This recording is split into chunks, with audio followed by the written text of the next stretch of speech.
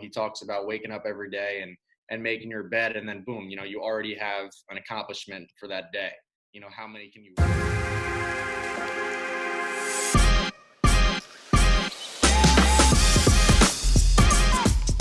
Oh, welcome back, everybody, to another edition of Coffee with Hats. I'm Mark Mashad Jr., and today we're going to bring us a very special interview to you with Robbie Peto. Stetson had a right-handed pitcher. Robbie really opens up, and I'm really thankful and really appreciative of all of these players that are coming on to do these interviews, because they're really opening up their lives and they're opening up their development to give you a real look at them as a player and the things that they've been through in life. And to have these guys open up as much as they have and be as willing to share as much of their lives with all of us as they have, I'm very grateful.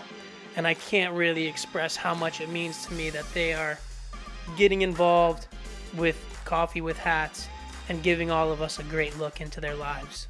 So let's jump right into it with Robbie Peto on this edition of Coffee with Hats.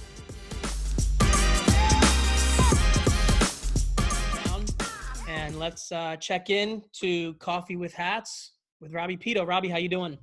Doing good, Mark. How about you? Oh, I'm doing great. I noticed you got the hat on. Okay, you're repping New Jersey. Yes, sir. Like to see that. Okay. What do you got? What's the coffee mug we're working with today? I recently just moved close to the beach, so we're working with the beach theme. I got a nice lobster on here, and it says, "You're the warm butter to my lobster." So Fantastic. That is a very heartwarming mug. I can see you got the shells and the welcome sign behind you. Yep. BP. I like it.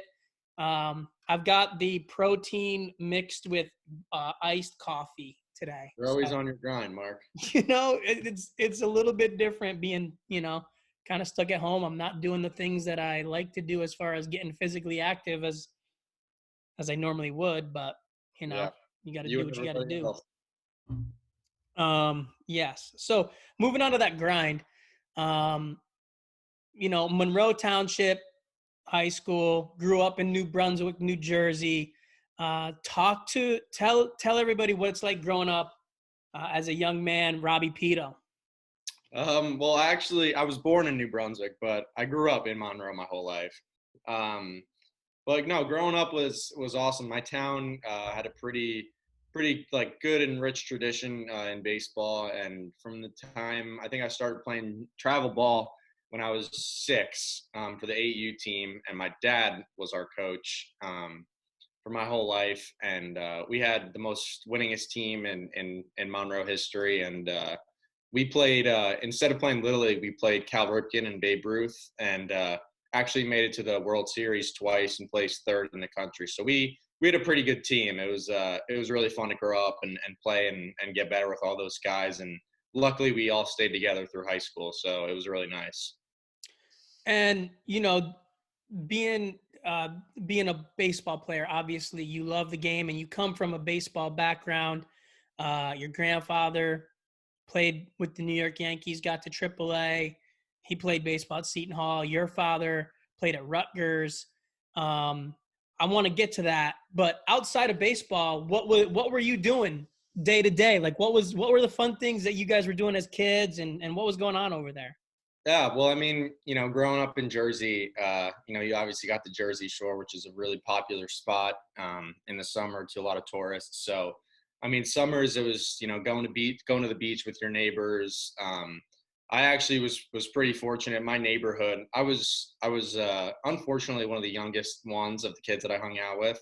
Um, but a lot of my older neighbors were all like super athletic kids, and we played, tennis, baseball on the front lawn, cops and robbers and all this stuff. So it was always easy to stay active. And I was outside every day, and to the point where my parents had to, yell all for us to come in for dinner and stuff. So I had a really good childhood where I grew up, and days we weren't outside playing baseball or something, or just throwing rocks into a lake, we were at the beach, and that was really nice because all the beach is 20 minutes away, and you can go and make a day out of it. So Yeah, sounds like a really good time. Now, did you play any other sports growing up? Yeah, I played football and basketball growing up, and baseball. Luckily, they were all different seasons. And then when I got to middle school, I actually stopped playing basketball and I wrestled for a year, which was different experience, but it was fun. A lot of hard work, and it got me. I was in tip-top shape by the end of it. So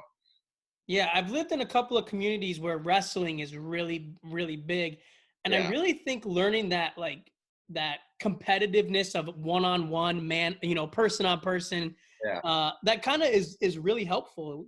Did you find that like anything like that for you? Yeah, I think it was just a big toll mentally and physically. I mean, it's physically because you're getting your face shoved into a mat and you got to think about how you're going to get out of it. And mentally, the training that goes into it, it's so mental. I mean, to the point where you're running so much and you're running this. I remember running in a circle around the mat and one person's in the middle and your name just gets called out and you're running miles and miles and then boom, you got to go and it's you 1v1, first guy to score wins. And then as soon as that's done, and if you lose, you're back in the running circle. So it's the mental training was awesome, and I think it made my work ethic stronger in the end, and it just prepared me more, I guess, because I was just in overall better physical shape.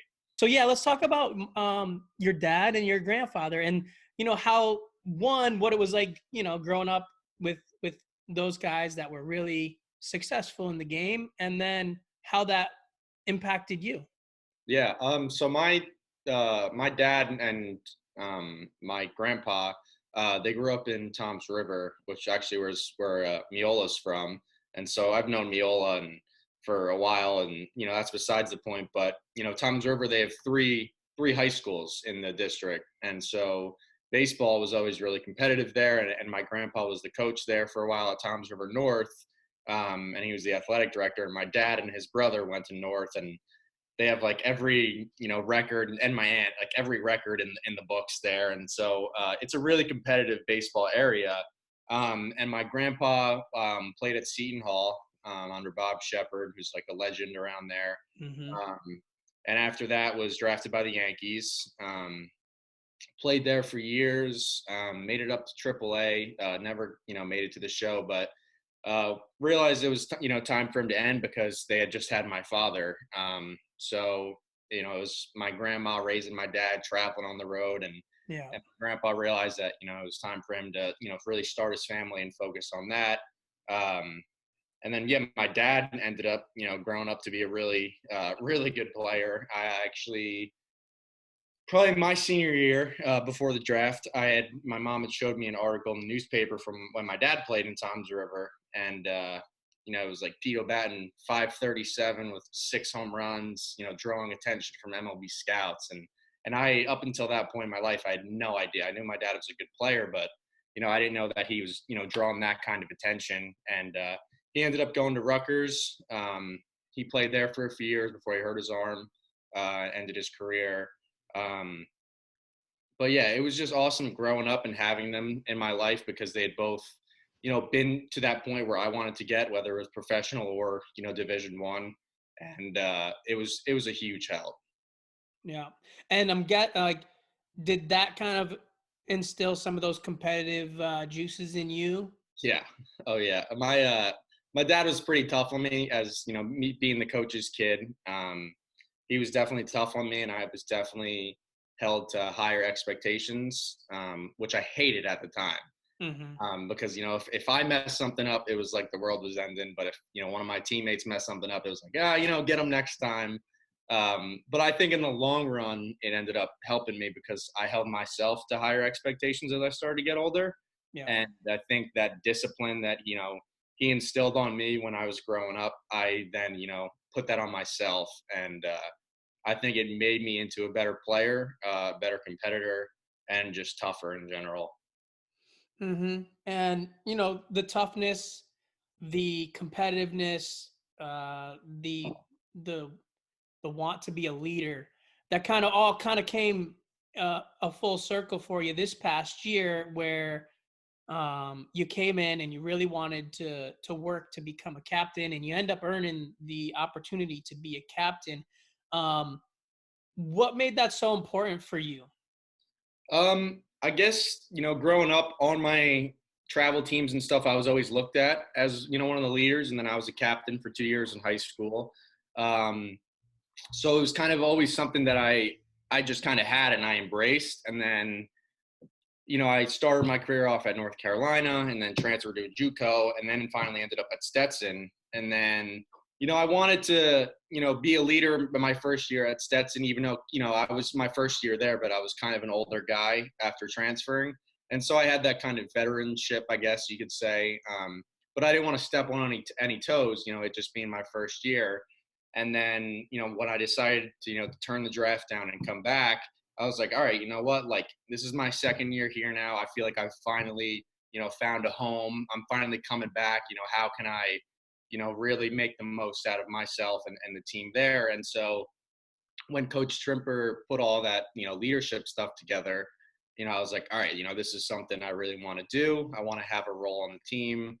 And I want like people to expect, the best out of me and this team. So that was something that I just, embraced from the start. And I just, I wanted to take every advantage I could of it. And that's an awesome thing too. I could totally understand where you're coming from in that regard, where you come into a new situation in Stetson. They had just had all, just gone to the super regionals Mhm. with the team the year before, and you kind of wanted to feel where you kind of fit into things, and now you got this opportunity. And you mentioned a little bit about the leadership um, program that Coach Trimper had put together. Like, what did you get out of that whole thing? Yeah, I mean, overall, I think it was just, you were hearing from so many different people that, I think overall my perspective on leadership changed. I mean, one week we were hearing from the dean of a business school, and then we were hearing from an entrepreneur who, made millions and started all of his own businesses, or we were hearing from, the women's basketball coach who Trimper is a huge fan of because of how tough she is. And so I think just hearing, different things from each person each week, you learn so much, and then you start to realize that, all these things that they're saying are all kind of tying into the same, little thing. And I think overall it just, gave me different perspective, and it just, made me cautious, and it made me realize that there's more than just, being the loud guy who's going to get in someone's face if they mess up. There's so many other aspects to leadership, like, being the guy who just leads by example, or being the guy who, when someone messes up, instead of getting in their face, talks to them private one-on-one. So, they might not feel embarrassed in front of the team. And so I learned I was always the loud guy, in high school or wherever I was, JUCO, I was always like, the guy, get up on the fence, let's go, like cheer for Mm-hmm. your teammates. And I think hearing from all those people each week, it changed for that, where, I would just lead by example, whether it was, putting equipment on the field away, and making sure we're not in trouble for that, or, making sure guys are going to class and holding each other accountable for that. I think I just learned all these different aspects to what leadership really is. Do you feel like you're spot on, man? Like you're right on there, because it's all like what you do, right? Not necessarily what you say. Did you feel, now that you were in this, you got the opportunity to be a captain, did you feel a little added pressure on yourself to make sure you were dialing everything you were doing in? Um, a little bit yes and a little bit no. I think, regardless of whether I was a captain or not, I think people were expecting a lot of me, coming back after not having such a great year the year before. Um, but I think just when, professional baseball's involved and you decide to turn it down to go back to school, I think there's going to immediately be some pressure. Um, but I put so much pressure on myself, honestly, that I didn't even feel it from other Mm-hmm. people, because I was so focused, each Friday or Saturday, whatever day I was pitching, it was like, I'm going to do everything that week to get me ready for that day, so that that day is the easiest day out of my whole week. And so I felt pressure, for sure on myself. And, obviously anytime there's, some people in the stands who, are looking to invest money in you, there's some pressure there. But I held myself to such a higher standard that if there was pressure from other people, I really wasn't feeling it that much. But I Got you. definitely, as a captain, felt like I needed to be one of the guys who were performing well on the field. And I know it's not all about strikeouts, but you have that improvement from year 1 to year 2. You've also improved in your walks and hits per innings pitched. You've improved in your strikeouts to walk ratio. Um, and that's over the last 2 to 3 years. Um, can you talk a little bit about what your development has been like over the last 3 years or so? Yeah. So, taking it back 3 years, I had just transferred into State College of Florida, and pitching coach there was Don Robinson, and he played 16 years in the big leagues or something as a pitcher, the Pirates and the Giants. And he was a big help to me. Unfortunately, I was, kind of injured up and down that year. I had a back issue going on. But anytime I was healthy and I was able to work with him, I learned more about pitching each time and the mental aspects of it and how to, prepare. And then, I get to Stetson, and it's right after Coach Thurneau wins, pitching coach of the year. And so I'm fired up. And as soon as I get to start working with him, I'm like, all right, like this is going to click. I'm going to put this all together eventually. It might not happen right away. But, this guy knows what he's talking about. And I think I finally started to see that paying off this season. And obviously, unfortunately, it was cut short. But there's so much I learned about myself and pitching. And, I was finally able to use everything that he was saying to me and kind of put it together. I remember one day, this year, he had said to me that out of all the kids that he coached, I had the least amount of confidence in my fastball. And I'm thinking, like, I was a guy who, threw pretty hard. Like, I wonder why he would say that. And then I think back to last year, and a lot of guys where I probably could have put kids away, I would hang a curveball, and they would either beat it into the ground or they would get a base hit or whatever. And so then I kind of tuned that into this year and threw that really into my repertoire. Like, all right, I have 2 strikes. I throw, low to mid 90s fastball. Like, I'm going to put them away with this, and I'm going to have that confidence. And I think I was finally starting to see that. Most of my strikeouts this year were on fastballs, and I realized that if I executed it, it's the best pitch in the game still to this day. And so I think just that was really big for my development was having that. Even it wasn't even a physical thing; it was a mental thing. Just knowing that I had that in any situation I could throw it, and I think that it could get someone out. That's huge for your confidence as a pitcher. Yeah. And speaking of confidence, speaking of mental part of the game, I know just in conversation that I've had with you, kind of just off the cuff, running into each other in the team room or something, you had mentioned that you'd done a lot of reading and you'd done a lot of research and stuff. What are some of the things that you were doing? So I had a book I probably got 2 or 3 years ago. It was like the mental ABCs of pitching. And so I read kind of just sporadically through that book. I picked out different chapters, whether it was on confidence or preparation or mental toughness. And, I really continued to keep reading those, day in, day out. And I started to learn things about myself, and I started to learn things from the book. And I just wanted to keep kind of, expanding my knowledge on that. And so that's when I got the book that we talked about, Make Your Bed, written by Admiral, I can't remember his name, but and that was just huge for my work ethic because, he talks about waking up every day and making your bed, and then boom, you already have an accomplishment for that day. How many can you rack up now throughout the day? And even if you don't, you still come home to a nicely made bed. And that was big for me, I think, because it really motivated me to, find something each day to get better at. And it was funny because Coach Thurneau also talked about a lot of that when we met as a staff. He talked about that, making your bed and then seeing how many things you can accomplish, throughout the day. And then you go to sleep and you're like, all right, I got better today. Now what can I do tomorrow?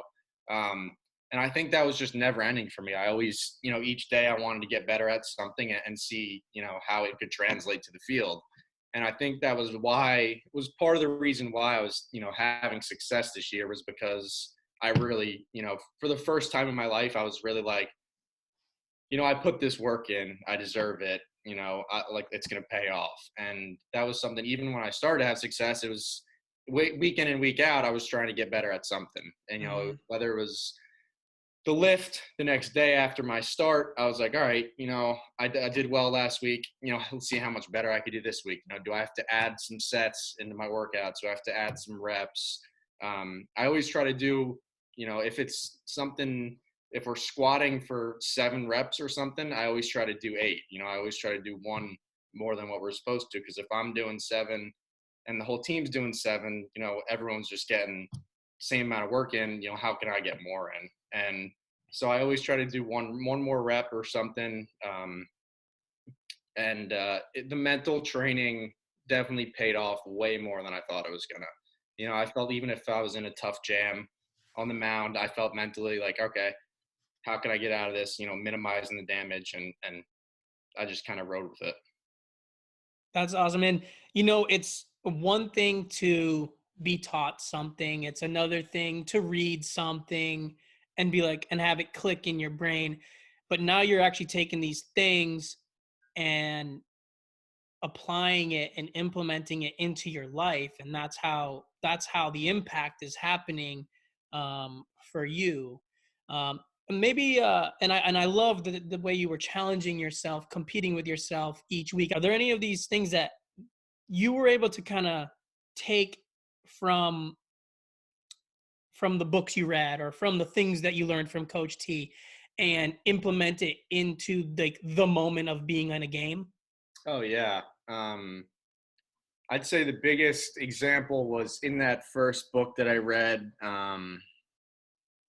the mental ABCs of pitching one. I think it was under the mental toughness section was, breathing techniques for when you're in, a tight situation. You got a guy, second and third, and nobody out and you're up 1 run, how am I going to get out of this? And a lot of guys, and I'm definitely guilty of it too. I've definitely done it before. In that situation, they try to throw harder, to try to blow the ball by someone versus, maybe thrown a little slower, but really executing your pitches. And so that whole section I remember reading about was, stepping off the mound, taking your hat off, flushing your hair back, putting the hat back on, and just taking a few deep breaths. And it really just kind of slows the game down. When things are tight in sports, naturally everyone tries to speed it up because they think that that's what's going to, help the result, when you really got to slow it down. And, I remember just thinking about that stuff on the mound,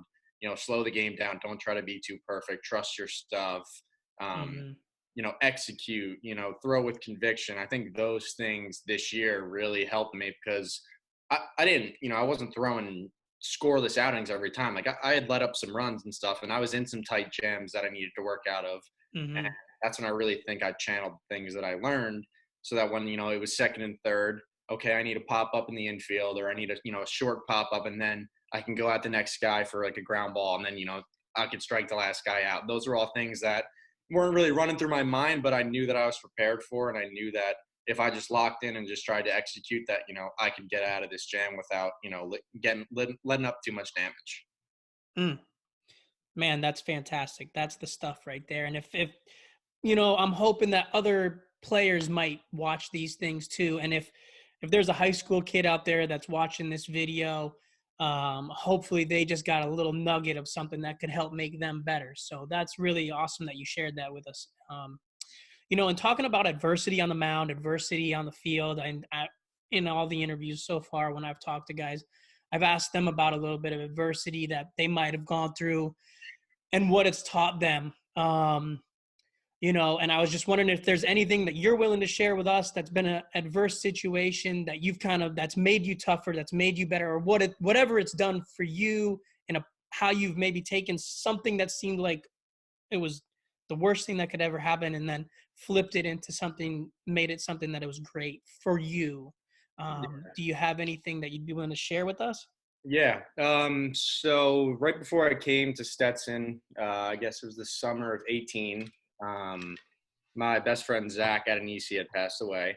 Hmm. Him and his dad were killed in a car crash. Oh I boy. met Zach my sophomore year of high school. He was from Old Bridge, New Jersey, which was the town right next to mine. And so I'd always heard about him because he was a superstar. He was like the number one Mm-hmm. ranked left-handed pitcher in the country our freshman year of high school, and he had committed to North Carolina.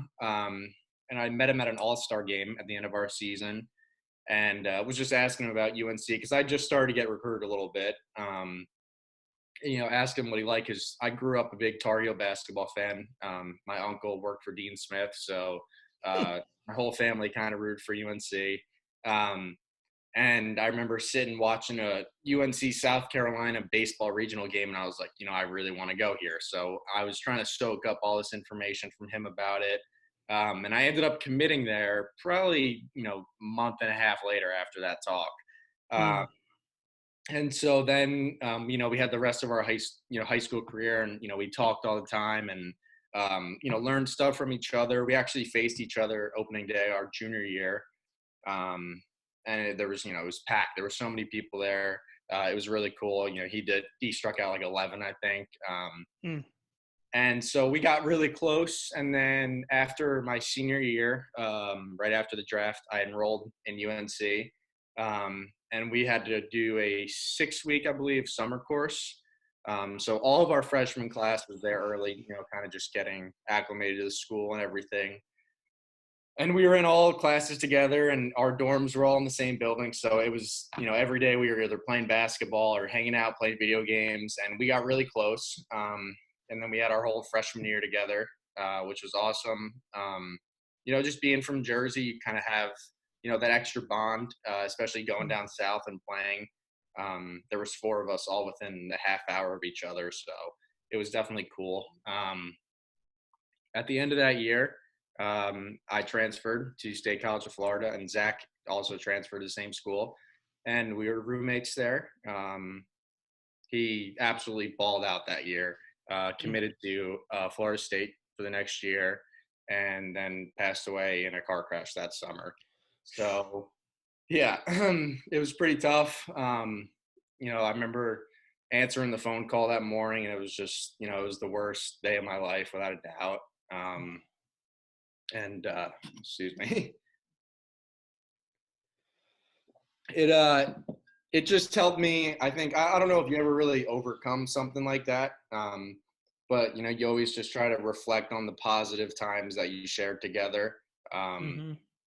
And he was like by far the hardest working kid I've ever met in my life. And so I think besides the books and stuff like that, trying to, I guess after it all happened, mimic his work ethic, and how he never took a day off or a day for advantage. I think I've really used that as inspiration, without a doubt. Absolutely. I mean, first of all, thank you. I mean, for opening up like that and sharing that part of you with us.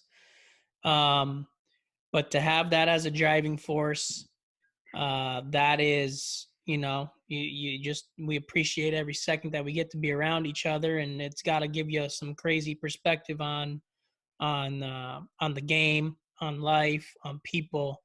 And hands down, man, you've definitely made a positive impact, in your life, in others' lives, by being able to, go through a situation like that and come out on the other end as a really fine man, and a heck of a competitor and a heck of a pitcher. So, and that's awesome. I appreciate, really, I mean, I didn't expect you to go that deep. And I appreciate you opening up and sharing that with us. Yeah. And, if we could maybe move on, and we'll go into a little of the baseball side of things. Can you give us like a daily routine? Like what's a routine? What's a day like for Robbie Peto? Obviously it's all funky now with the way that everything has happened. But maybe walk us through like just a day, a start. What's a day like for Robbie Peto when he's going out there and he's starting tonight? So I always try to tell people that I'm not really superstitious, but the more I talk about it, I see that I am. And so this year, all of my start days started off with me going to Kiki's with my parents when they were there. And I would always get the same meal, chocolate chip and banana pancakes. Oh, so And you must have really liked it when we had Kiki's for spring break. yes, it was awesome. And then after that, I would go back to my apartment or hang out with my parents and kind of just chill.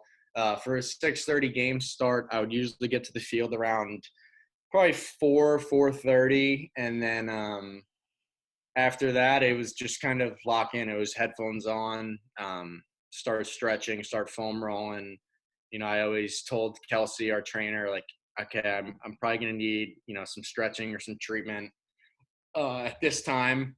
Mm-hmm. She'd always be right in the training room when I needed her, and so from there it was just okay. How can I get ready? To go out there and try and get a win for the team. And I always kind of stuck to the same routine of when I would put my uniform on, when I would go out to the field, when I would start stretching, start throwing. Like I don't think I would touch a baseball until 6:02 at night for a 6:30 start, and then I would hop on the mound at 6:18, throw until like 6:23, 6:24, and then go in, get a drink, and it was time to go. And I throw the same warm up pitches, do the same routine after.